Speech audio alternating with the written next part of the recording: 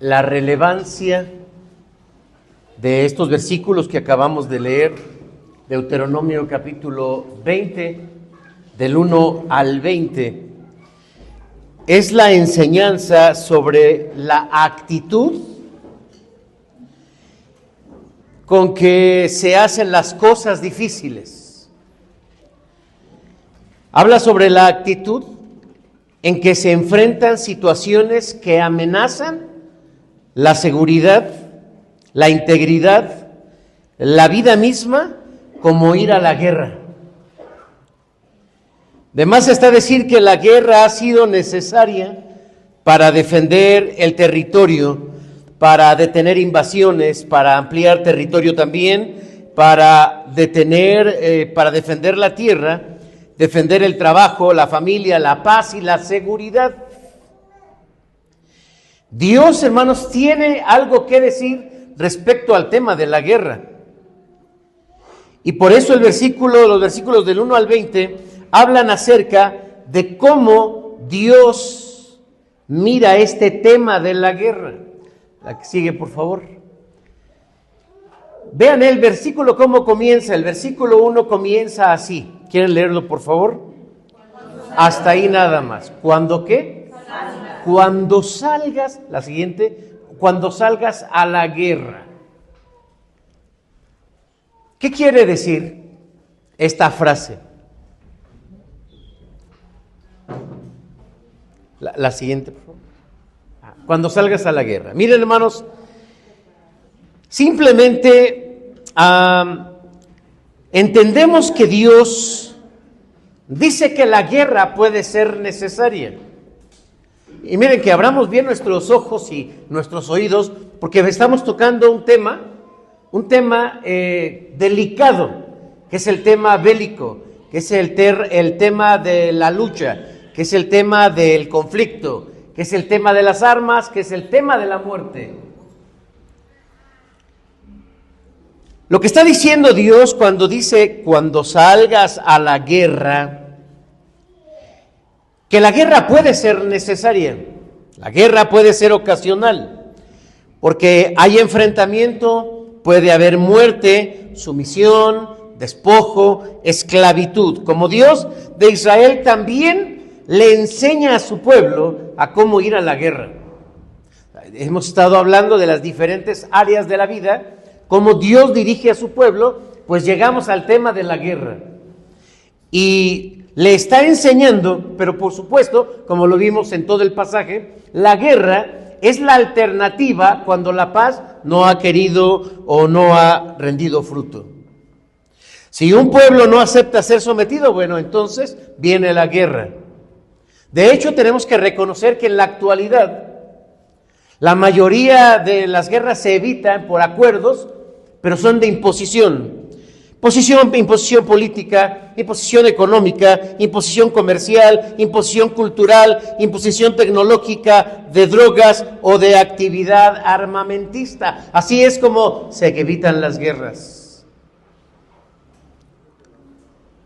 Pero no nos confundamos, hermanos, con las enseñanzas del Nuevo Testamento, porque Jesús dice o habla acerca de la paz. Y cualquiera que te hiere la mejilla derecha, ponle la otra.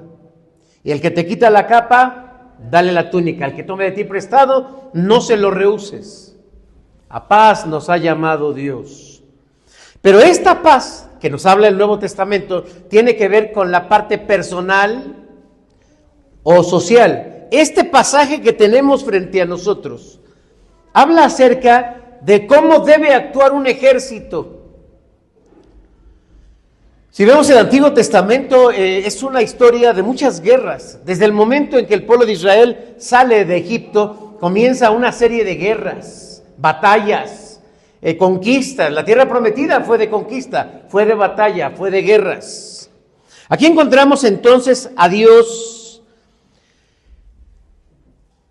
animando a su pueblo a pelear, porque hay mucha gente que dice, a Dios no le gustan las guerras.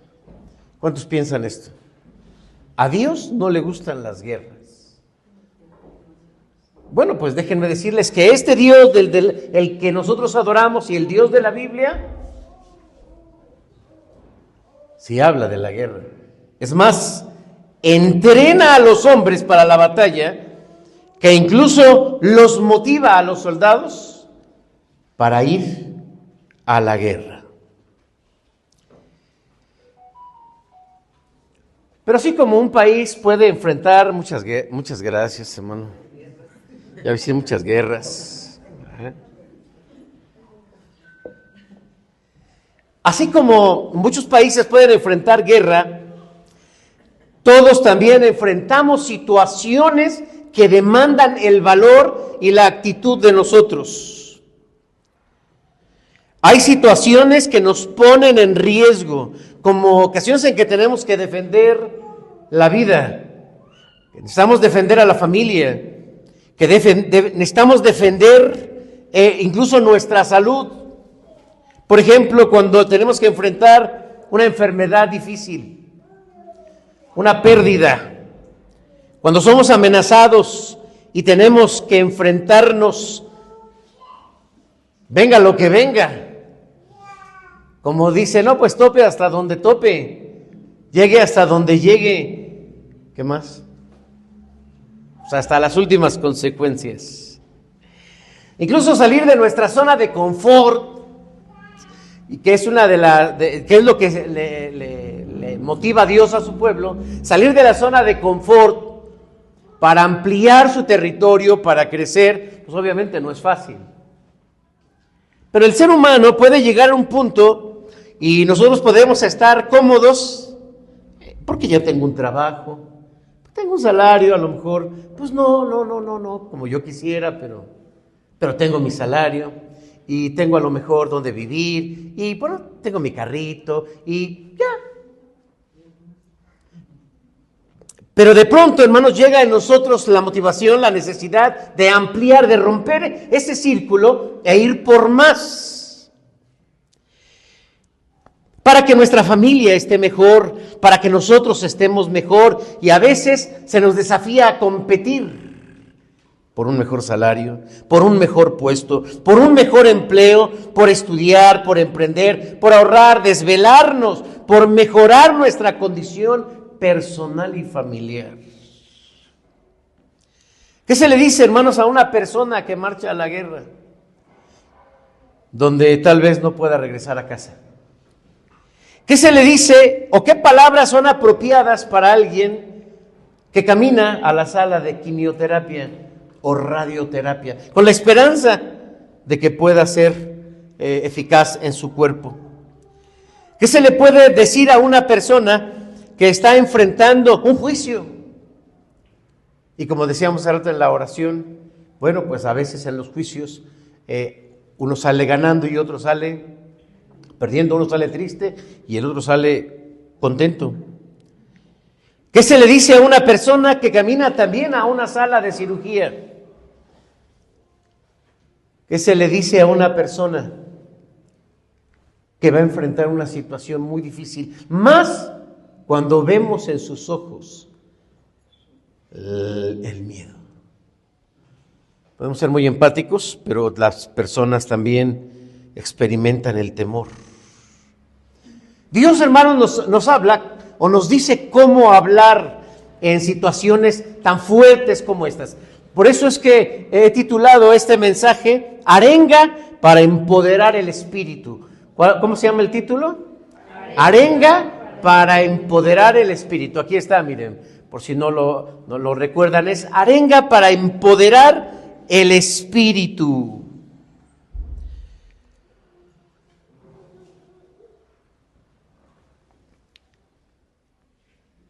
¿Qué es una arenga? Les pregunta. Adelante. Es un discurso, pero tiene una característica este tipo de discurso. ¿Mm? Para enardecer a la gente. Para animarlo. Y la palabra arenga se ha utilizado más como de corte de este tipo para la guerra. A ver, vamos a ver la definición que tenemos aquí de arenga. Miren, aquí esta foto, hermano, representa a alguien que arengó en la Biblia. ¿Recuerdan ustedes a Herodes Agripa? Él sale y arengó. ¿Qué quiere decir? Que pues ofreció un discurso político a los de Tiro y de Sidón porque pues estaban en conflicto por las comunicaciones marítimas.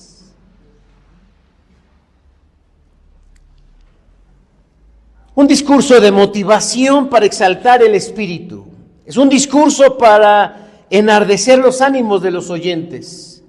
Y hay algunos ejemplos que podemos recordar. La siguiente, por favor. Miren, en la historia ha pasado a la historia algunos buenos discursos, donde los soldados necesitan un empuje o una razón para ir a luchar, perder la vida. Necesitamos poner algo por encima de eso. Vamos a recordar, tengo aquí uno déjenme ver de quién es. Tengo uno de Alejandro Magno. ¿Recuerdan quién fue Alejandro Magno? No fue Alejandro Magno. Bueno, pues fue un gran emperador que siendo muy joven, pues amplió en Europa hasta las Indias, o hasta la India. Vean, aquí tengo, pero ¿quién es de estos dos? No el que está en el caballo, el otro, el que no tiene una mano. No, sí tenía una mano, pero bueno, tenía las dos, solo que en esta imagen, pues, ya no está completo. Alejandro contempla sus tropas, donde cada lanza, con idéntico coraje, aconseja al enemigo la huida en orden abierto. Su heroica mirada incisiva alienta al ejército que olvida cualquier peligro inminente. Su caballo, ¿cómo se llama su caballo? ¿Se acuerdan? A ver, ¿cómo se llama? Bucéfalo. ¿Bucéfalo? Ahí queda de tarea.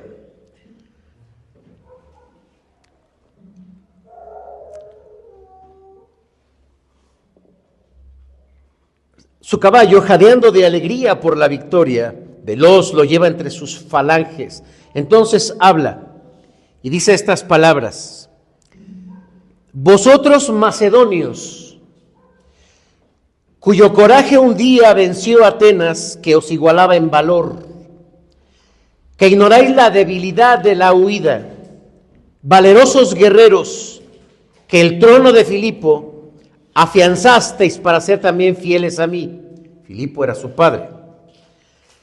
Alzóse vuestra espada, nunca más fuisteis cercados por densas murallas llenas de muerte. Primero cayó Boecia, su ciudad más fuerte. Fuerte era la defensa de la muralla.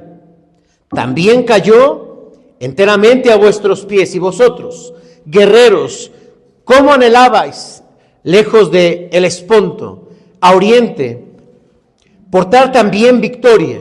Con coraje fiel, voló hacia mí la gloria de mi reino, sin temer el peligro, ni la espada de la guerra.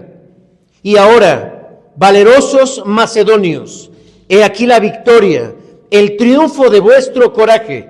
La victoria que ya brilla en vuestros ojos destruirá el duro yugo servil del tirano, con que despótico atormenta a este pueblo. Y vosotros, amigos, seréis como Hércules antaño, y lo será el nombre de cada uno. Ved cómo cada pueblo os llama vencedores, como honra obediente vuestro brazo, que no necesita cadenas, cualquiera os sirve por propia voluntad. Bueno, ese es de Alejandro Magno. Y aquí tengo otro de Napoleón, ese es el del caballo. ¿Sí se acuerdan de qué color era el caballo blanco de Napoleón?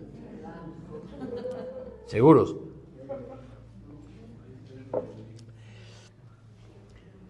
Se reconoce tan creativo y tan profunda la forma en que hablaba Napoleón Bonaparte a sus soldados, al punto de hasta dónde los llevó.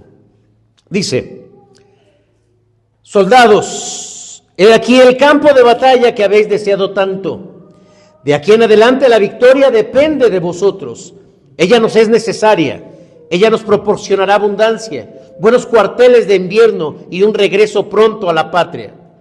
Portaos como valientes y que la más remota posteridad pueda hablar con orgullo de vuestra conducta en este día. Que pueda decir que cada uno de vosotros, él estuvo en la gran batalla bajo las murallas de Moscú. El ejército contestó con reiteradas aclamaciones.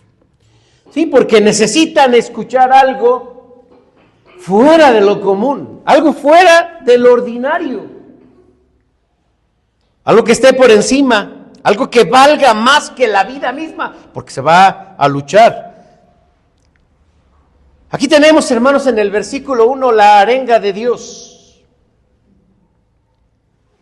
Y esta arenga de Dios es la que vale, porque es la de Dios. Así que, hermanos, quiero que reflexionemos sobre esta arenga de Dios, de cómo el Señor habla hacia las personas cuando enfrentamos situaciones muy complicadas que traspasan la ética, la moral, las expectativas, el orden, la vida. En primer lugar, hermanos, la arenga de Dios que empodera el espíritu cambia la perspectiva de ver las cosas. Siguiente, por favor. Vamos a leer, hermanos, juntos la arenga de Dios. Cuando salgas a la guerra contra tus enemigos, fíjense qué le dice: si vieres caballos y carros y un pueblo más grande que tú, ¿qué dice? No tengas temor de ellos, porque Jehová tu Dios está contigo, el cual te sacó de la tierra de Egipto. Hasta ahí el versículo 1.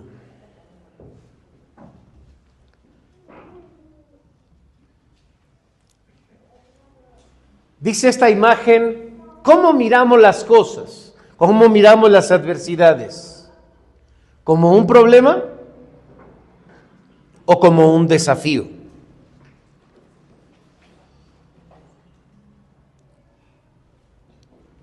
Hay dos maneras de ver las cosas, dice la Escritura, hermanos.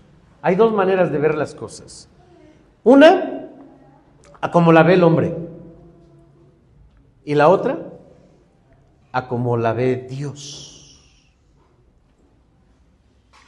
El primer libro de Samuel, cuando Dios le pidió que ungiera a uno de los hijos de Isaí para ser el rey de Israel, le advirtió: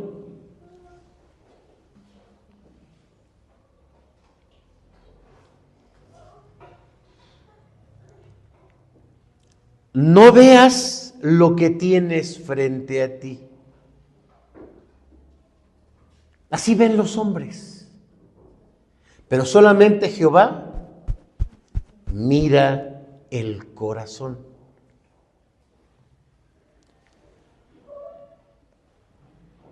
La cultura nos enseña a darle el significado a las cosas. Fíjense, la cultura le enseña a dar el significado a las cosas. Por ejemplo, ¿qué tan importante es ahora un celular? Sí, prácticamente. Porque uno llega a un restaurante y uno dice, bueno, ¿dónde está la carta? Aquí está el QR. Y uno dice, ¿y qué es eso? Entonces ahí uno le tiene que tomar la foto y por supuesto debe de ser pues un buen lector de una cámara moderna para que nos lleve inmediatamente a una página y de ahí al menú. La sociedad nos va mostrando qué valor tienen las cosas. ¿Qué valor, incluso si hablamos del estudio, qué valor tiene el estudio? ¿Qué valor tiene el trabajo?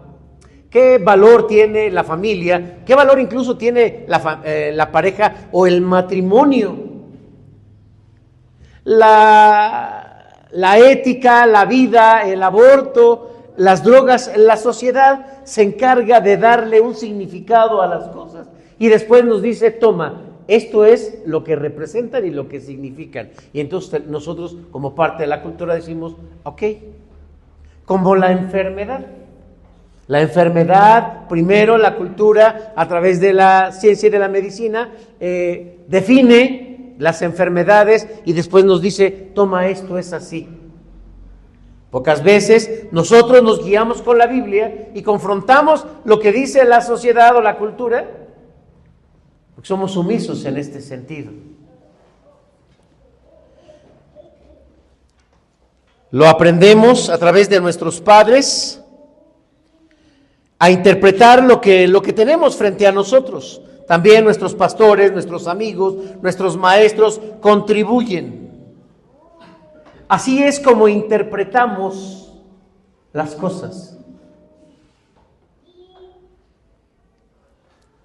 Si yo les hiciera una pregunta, la mayoría responderíamos muy similar, y no porque se copiaran, sino porque somos parte de una misma sociedad. Claro, pues a veces los lunes, a ver, ¿cuál es el día que más se enferma la gente? A ver si saben. ¿Qué día? Lunes. No, ni vayan a urgencias el lunes porque... ¿Por qué se enferma tanto la gente? ¿Por qué? Porque las gallinas no ponen. Porque no quieren ir a trabajar el lunes. Quieren hacer San Lunes. Y entonces se hacen enfermos.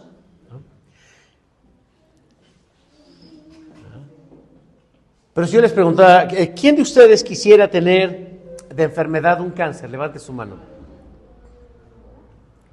Su respuesta, hermanos, fue cultural, no fue personal. Somos construidos por la sociedad. Y miren que no siempre pensamos de la misma manera. Llegó en una ocasión una paciente al consultorio y me comentó que pues sí, ella tenía cáncer, ya la habían operado varias veces de cáncer, su mamá también tenía cáncer, su abuela también tenía cáncer, y dijo, bueno, en mi familia hay cáncer. Entonces le dije, bueno, ¿esto es lo que quieres trabajar? Y me dijo, no, más esto te lo platico. La verdad, yo tengo otra preocupación más importante que el cáncer. Yo sé que, pues, del cáncer, pues me trato y ya. Entonces yo decía, mira, ¿cómo piensa? Hasta parece que no es de México.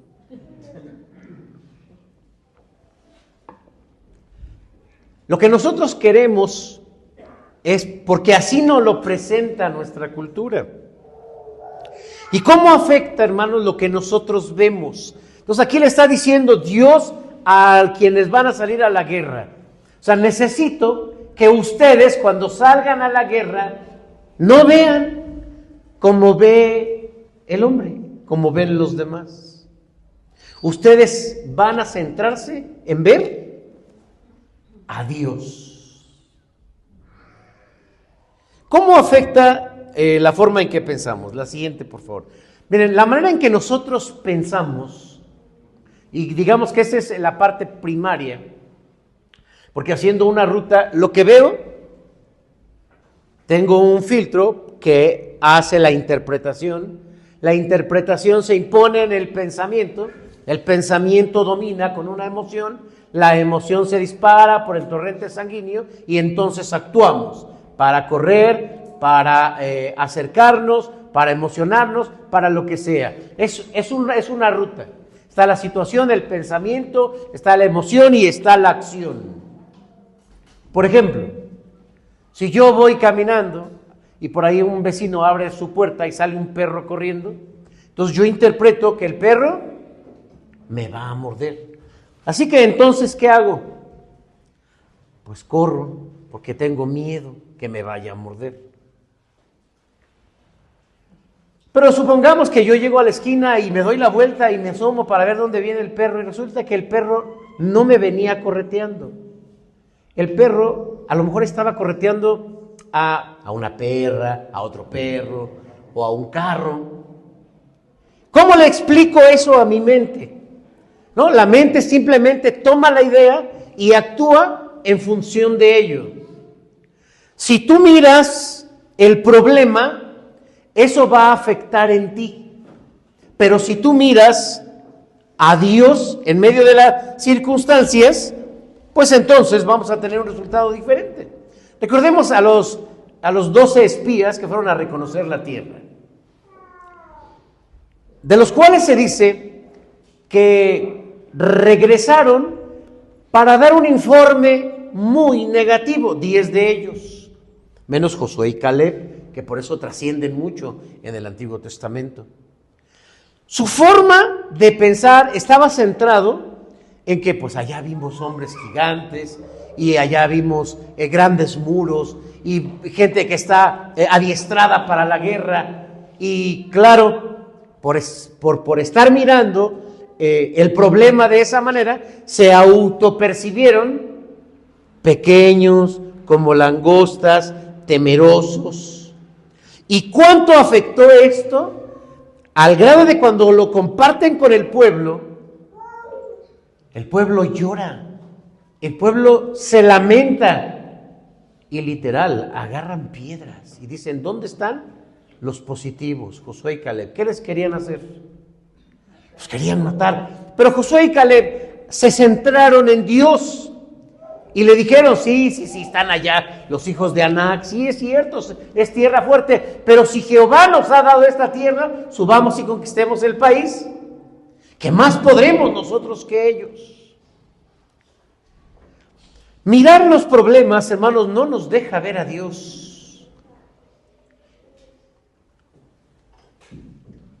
Esa forma de pensar no funciona. Por eso Dios dice a los judíos que salían a la guerra que no centren su atención en el enemigo, sino en Dios. No veas la adversidad. Dice Dale Carnegie, la siguiente, por favor, hay una frase de este hombre, un escritor del siglo pasado, principio del siglo pasado, en su libro Cómo ser feliz y disfrutar de tu trabajo. Dice que el 90% de lo que nos llega a angustiar, de aquello por lo que nos preocupamos, no se cumple. Si más bien nos estamos atemorizando de balde. ¿Cómo podemos mirar a Dios, hermanos, en lugar de mirar al enemigo? Lo hacemos cuando reconocemos que estamos en la voluntad de Dios. Otra vez, lo hacemos cuando reconocemos que estamos en la voluntad de Dios. La siguiente, por favor. Eso es lo primero. Vivimos en un tiempo en el que la sociedad es demasiado sobreprotectora y evitamos los conflictos. Evitamos lo que nos duele o lo que nos incomoda. Si nosotros reconocemos que estamos en el plan de Dios, pues esto también incluye las dificultades y las adversidades, ¿o no? Porque si entonces estamos en el plan de Dios y nos despiden del trabajo, ¿será parte del plan de Dios? Pues sí. Si decimos que estamos en las manos de Dios y nos viene una enfermedad incurable, ¿será que esto es parte del plan de Dios? Sí. Y si yo voy en el micro y se agarran a balazos allí entre uno que llevaba una fusca y los rateros y nos atravesamos y nos dan un balazo, ¿eso incluía el plan de Dios? ¿O eso no? ¿Quién dijo si los rateros son cristianos? Sí.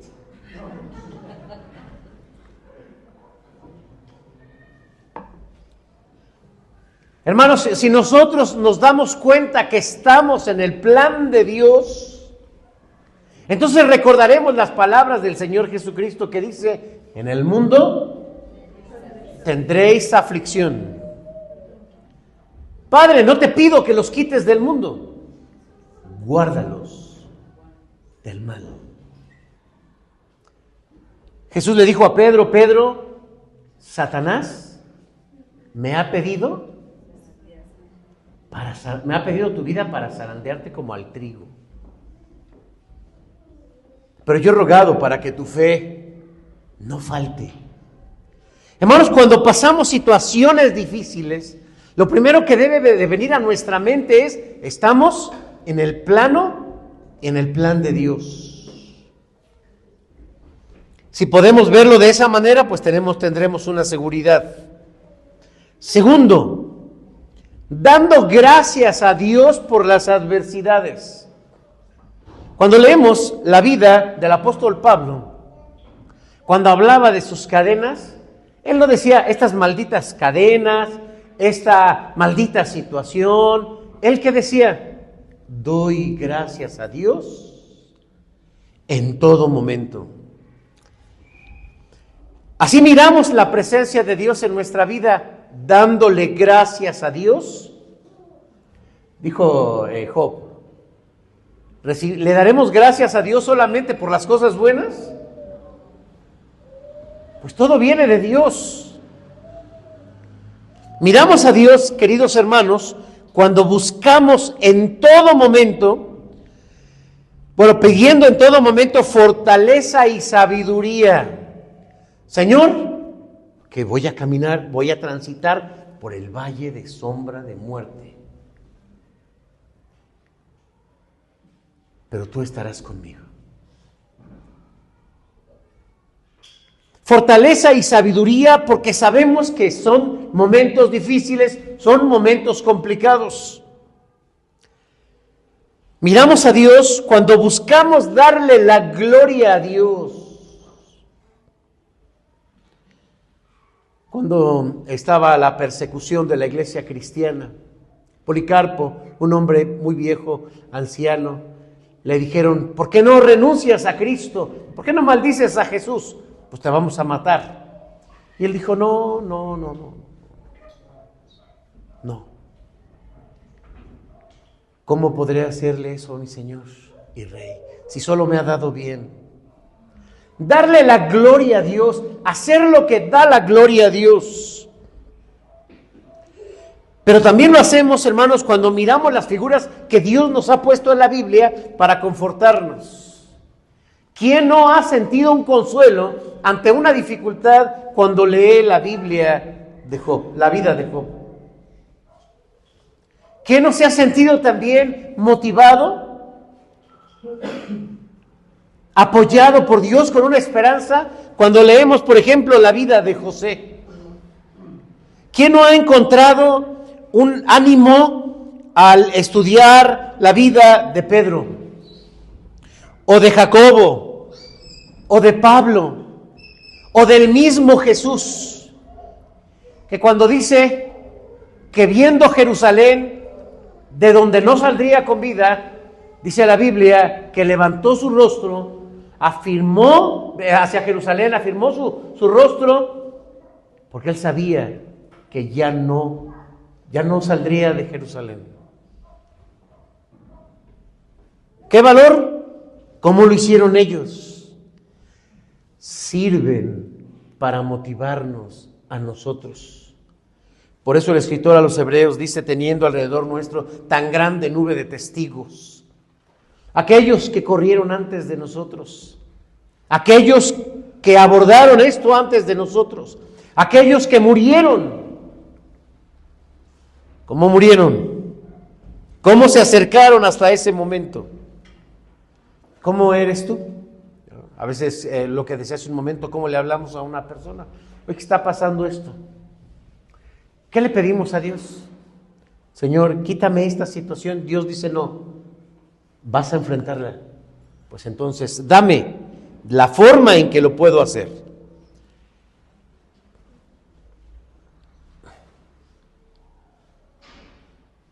En segundo lugar, hermano, la arenga de Dios que empodera nuestro espíritu nos muestra que el miedo es el más grande enemigo de una persona. Vamos a ver el versículo 2 y 3 de una vez. Por favor, acompáñenme a esta lectura.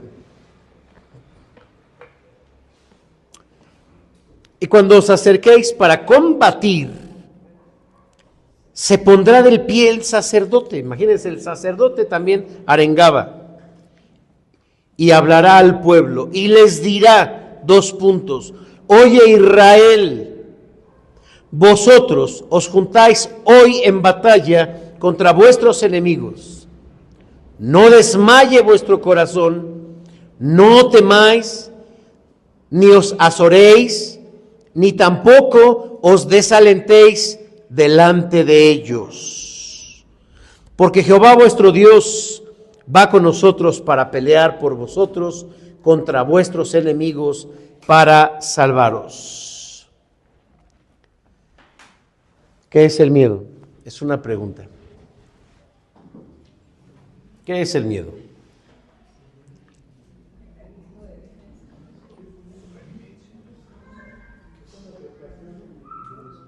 No tengan miedo, más fuerte. ¿Una qué? Una tentación. Mecanismo de supervivencia. Bueno, es una emoción, efectivamente, es una emoción. Es una emoción. El miedo es una emoción básica, biológica. Así nos creó Dios. Y el objetivo del miedo es protegernos.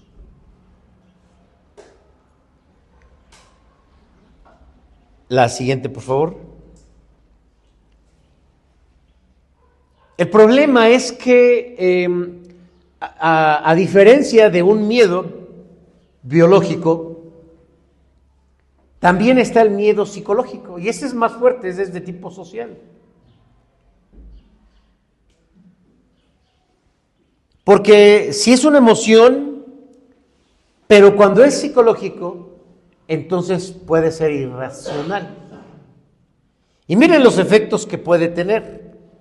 El miedo te hace sentirte víctima. El miedo te hace sentirte menos.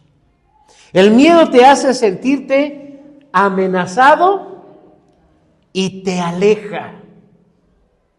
O te alejas. Te siente vulnerable. El miedo te enferma. ¿Creen ustedes que el miedo pueda matar a alguien? Sí. Pero, ¿está justificado el miedo? Cuando hablamos de una parte psicológica, no porque tenemos miedo y todavía ni siquiera empieza la guerra o la pelea. ¿Han visto ustedes a una persona que le van a poner una inyección y ya está sufriendo? Todavía no se la ponemos, pero ya está sufriendo. Ay, es que, no, espérate, pues si no, todavía no te la pongo. Pero es que no, es que ya me duele. Ya te duele, ya. Eso hace el miedo. Hermanos, hay algo que decir de este tipo de miedo, La siguiente, por favor. Porque dice la Biblia, hermanos, en Génesis capítulo 3, que después de la desobediencia y después de que el hombre comió del fruto prohibido, la primera emoción que experimentó de forma negativa, ¿cuál fue? Miedo. Miedo. Y aunque nosotros sabemos y decimos, sí, está bien tener miedo. Sí, pero ¿y cómo lo afrontas? O sea, el miedo a lo mejor como una reacción, pero ¿y cómo lo afronto? Los que iban a la guerra, ¿sentirían miedo? ¿Quien va a una sala de cirugía siente miedo? ¿Quien va a una sala para pasar por un proceso de quimioterapia o de radioterapia, tendrá miedo? Claro que sí. Hay situaciones que nos pueden generar miedo por la información que se tiene y demás. Y así nos podemos sentir. Pero si fue la primera reacción, hermanos, el miedo es consecuencia del pecado. Alguien dijo por ahí, el miedo es pecado. Sí, el miedo es una falta de fe. Es producto también de cómo miramos la adversidad. Hace rato nos decía nuestro hermano Freddy en la alabanza, hermanos, somos el pueblo de Dios. ¿Qué tan conscientes seremos de esto? Y entonces decimos, a ver, el Señor está contigo, hermano. En esta situación el Señor está contigo. Sí, pero no nos quita el temor. Hay una alabanza que dice, Cristo está conmigo, un himno, ¿no? Cristo está conmigo. Cristo está conmigo, que si se acuerdan. Su presencia aleja todo mi temor. Ten valor, me dice, soy tu protector. No te dejaré nunca, siempre contigo estoy. No tengo temor, no tengo temor. Jesús me ha prometido, siempre contigo estoy. Bueno, estos himnos, hermanos, nos consuelan, nos dirigen en los momentos difíciles. Y si no fuera por la palabra de Dios, que dice, no tengas temor, no tengas temor, no tengas miedo.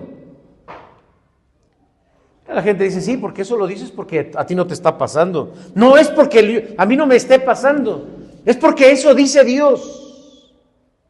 Señor, voy a pasar por esta situación difícil. Dios dice, no tengas miedo.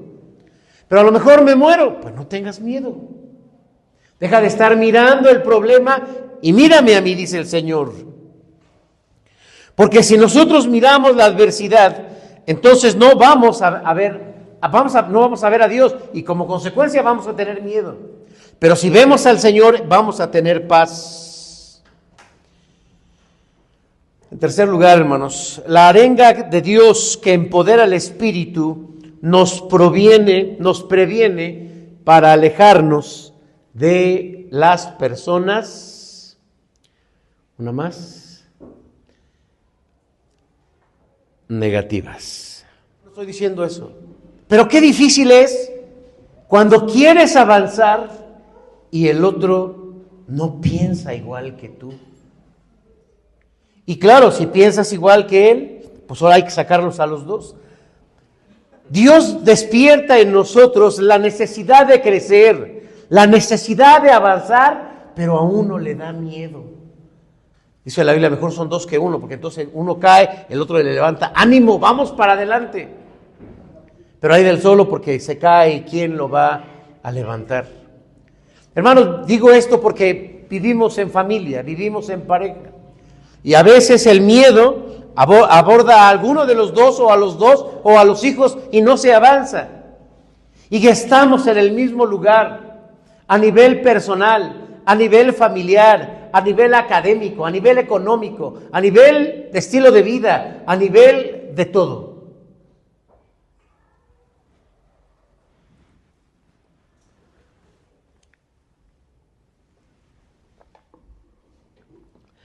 Sí, hermano, pero es como salir a la guerra.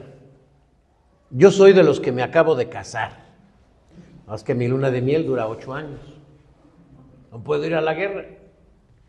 No, hermano, pues es que esto fue, pues hay que contentarnos con lo que Dios nos da. No, hermanos. El Señor siempre motivó a su pueblo. Todo lugar que pisare la planta de vuestros pies será vuestro territorio. Que uno se cansa y que el miedo nos limita, sí. Por lo tanto, hay que rodearnos de personas que piensan sin miedo. Oye, que quiero hacer esto, hazlo. Oye, hazlo. Hazlo, ¿en qué te ayudo? ¿En qué te apoyo? No en qué te estorbo. Hay que decirlo, hermanos, porque es desafortunado que muchas personas no salen adelante porque la pareja que tienen es como el diablo. No los dejan avanzar.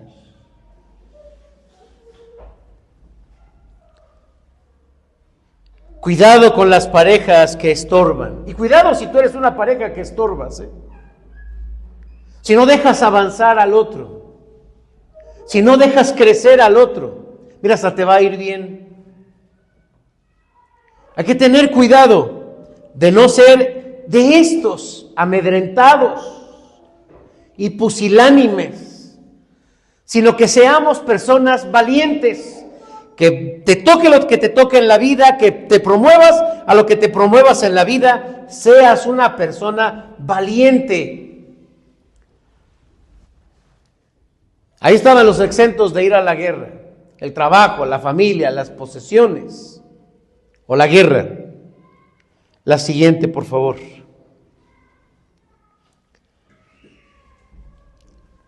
Hay poder en el enfoque. La luz, por ejemplo, cuando se ha concentrado y se ha enfocado, se convierte en el láser. Y el láser puede cortar. ¿Y qué es? Es el poder solamente del enfoque. Si vas a la guerra, asegúrate de que no te estorben otras necesidades. Y esto aplicado, hermanos, a los objetivos que llegamos a tener. Por estas razones, desertamos, las dejamos, se quedan en el camino. Oye, el proyecto que tenías, no, ya vi bien, ¿para qué tanto? Mira, hay otras prioridades. Sí, hay otras prioridades, cada quien le pone las prioridades. Si tú pones en tu mente o en tu corazón, el Señor ha puesto algo, concéntrate. Si vas a estudiar, concéntrate. Si vas a trabajar, concéntrate. Si estás en un proyecto, concéntrate. Si estás trabajando en tu salud, concéntrate. Si estás creando nuevos hábitos para mejorar, concéntrate. ¿Cómo estorba, hermanos, una persona no enfocada? Bueno, aquí los está mencionando el Señor. Van a contaminar y a debilitar el corazón de sus compañeros. ¿Cómo? Pues criticando. ¿Por qué? Porque como están concentrados en otro tipo de necesidades, critican, son negativos, dejan de sumar y contaminan pues al débil. Ojo, la siguiente, por favor. No trabajes, no te asocies, no busques que te apoye una persona negativa, porque te puede jalar hacia el pantano. Parejas, tenemos que apoyarnos. Sé que a muchos no les gusta lo que digo, pero voy a decir que lo dijo Dios para que no se enojen conmigo. Aléjate de los perdedores. Una frase, hermanos, que cabe en este contexto. Cabe. Aléjate de los perdedores. Hay gente que a todos te dice que no. Si tú le cuentas, mira, voy a hacer, no se puede, yo ya una vez lo intenté, no te van a dejar, no, eso no sirve, no sale, no crees, no. Dios, hermanos, la siguiente, dice la Biblia que Dios nos ha dado un espíritu de poder, de dominio propio, 2 Timoteo 1:7. Porque no nos ha dado Dios un espíritu de cobardía, sino de poder, de amor y de dominio propio. Así, hermanos, quería que su pueblo saliera a la guerra. Así. No hay que convencerlos, mira, vamos a la guerra, pues mira, nos va a ir mejor y que le vamos a ganar al otro y, pues no sé, ándale, vente, ya a la mitad se va a regresar. Hermanos, hay lugares donde tenemos que ir solos. Hay una película que se llama Cuarto Piso. ¿Cuarto Piso? Cuarto Piso, creo que se llama Cuarto Piso. ¿Cuarto qué? ¿Qué dijeron? ¿Qué? Cuarto Piso. Es la escena, hermanos, donde en un hospital el cuarto piso es de puro cáncer de adolescentes. Y cuando a alguien le van a hacer una amputación o a alguien le van a hacer una quimio, todos lo acompañan y le dicen, pues ahora sí, De aquí para allá tú solo. No puede ir nadie contigo. Y pues tenía que empujarse con como fuese. Tenía que llegar hasta el otro lado. Hay lugares, hermanos, a donde tenemos que estar, a lo mejor en una situación de riesgo muy complicada. Y nadie nos va a acompañar, Nadie.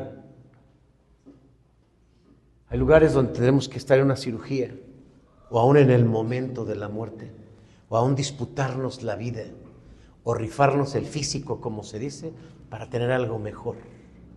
Y nadie va a estar contigo, solamente Dios. De nada nos sirve resentirnos con los que no nos apoyan. De nada. Es que yo hubiera querido, pero mi papá no me quiso dar carrera, yo ahorita afuera, el presidente, no, la presidenta. No, si mi papá si mi esposo me hubiera apoyado, no, yo ya hubiera salido adelante. De nada sirve resentirnos, no sirve. Quiero terminar, hermanos, la última, por favor. La motivación para hacer las cosas es importante. Más, hermanos, cuando vienen los momentos muy dolorosos y difíciles de la vida por los que tenemos que pasar. Para alcanzar los proyectos, para alcanzar nuestros objetivos, es necesario poner toda nuestra confianza en Dios. Voy a pedirte que estés de pie, por favor. No sé de manera personal en qué estás trabajando, qué estás pasando en tu vida. Finalmente, hermanos, Dios te dice que tengas valor. Es que ya no quiero, mejor no seas chillón. Eso sí ya lo digo yo. No decir, no, a ver, hermano, deme el texto donde dice que no seas chillón. Sí, pusilánime sí, cobarde sí, pero chillón no. Hermanos, hay muchos momentos en los que queremos echarnos para atrás. Si dejamos un proyecto a medias, somos mediocres. Si dejamos algo a medias, somos mediocres. Y Dios no nos llamó a eso. Quizá te haga falta valor en la vida para ir más adelante, para avanzar más, para salir del estado de confort en el que estás o el estado de estancamiento en el que vives. Tal vez necesitas más valor. Incluso hay personas que por miedo no se van a hacer una revisión médica. Sí, se encuentran un problema y no van. Ya cuando van, el resultado del miedo puede ser la muerte. Cierra tus ojos.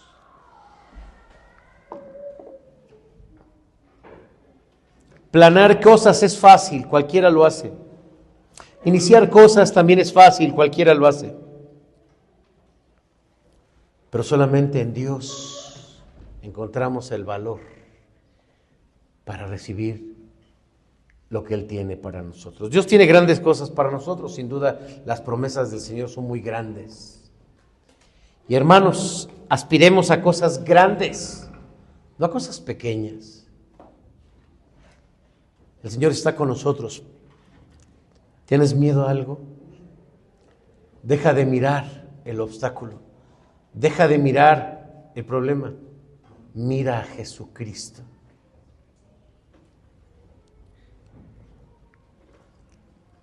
Nuestro Dios, tú le dijiste a tu pueblo, para ganar la batalla tienen que confiar en mí. Tienen que mirarme a mí.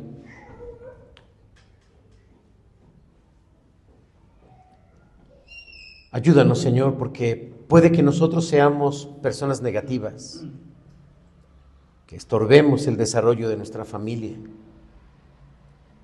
o incluso de nuestra iglesia o de la empresa.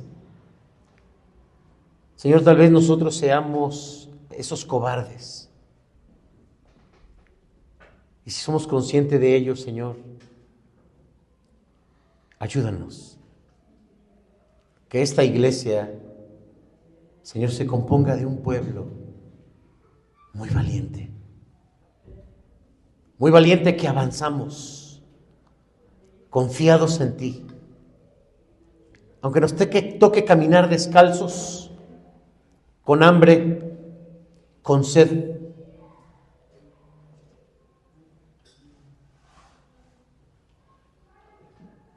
O aún enfrentarnos, Señor, hacia la muerte. No permita, Señor, que nos veamos solos, porque tú estás con nosotros. No permita, Señor, que sobreprotejamos a los hijos cuando tienen miedo, o a la pareja cuando tiene miedo. Que podamos, Señor, creer en el valor, empujar al otro, animarlo para lograr las cosas. Señor, gracias porque nuestro país, en nuestro mundo, bueno, es tu mundo, pero aquí vivimos. Has levantado gente con mucho valor